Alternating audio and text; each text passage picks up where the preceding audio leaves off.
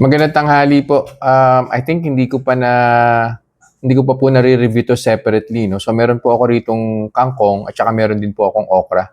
So ini-steam lang po to. Um, just wanted to document kung may epekto po ba to sa blood sugar or wala.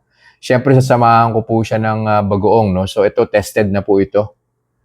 Bagoong from Perfect Match. Meron po akong separate na review nito. Hindi rin po nito pinagalaw yung blood sugar ko. So safe na safe din po ito. Kumuha na po ako ng blood sugar baseline. Currently, 85 po siya. So, kainin ko po to. Babalik po ako after 1 hour siguro. Hindi na po kailangan ng 2 hours na monitoring nito. Tapos, we'll see kung gagalaw po ba yung blood sugar ko or hindi. Yung baseline blood sugar ko po, of course, kinuha ko po yan via the Otay CGM.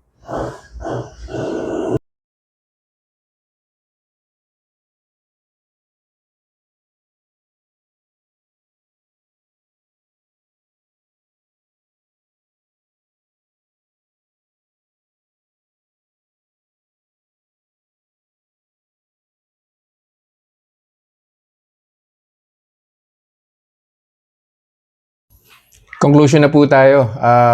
Kangkong, actually steamed po siya, no? Steamed kangkong, okra, at saka meron pong konting bagoong. Sweet bagoong po yun, pero no sugar po. Yun po yung kinain ko for lunch today. Nag-start po yung blood sugar ko, 81. After 1 hour, umakyat po siya, nag-90 po siya. So that's plus 9.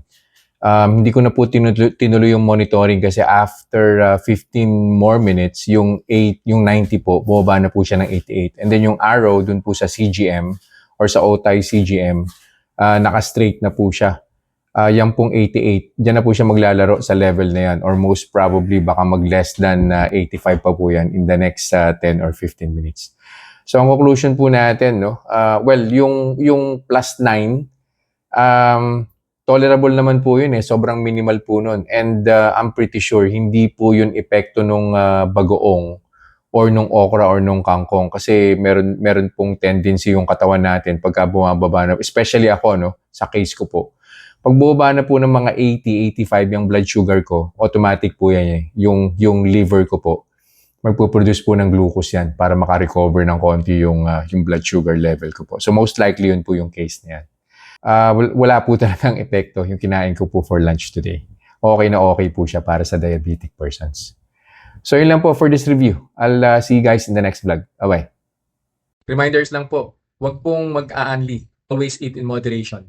Di po ako doktor, so whenever in doubt, konsulta po kayo sa doktor ninyo. And yung results po ng mga review na ginagawa ko, it may vary. So huwag niyo pong i-expect na yung resulta sa akin is magiging kapareho po ng resulta sa inyo. So yun lang po. Have a nice day.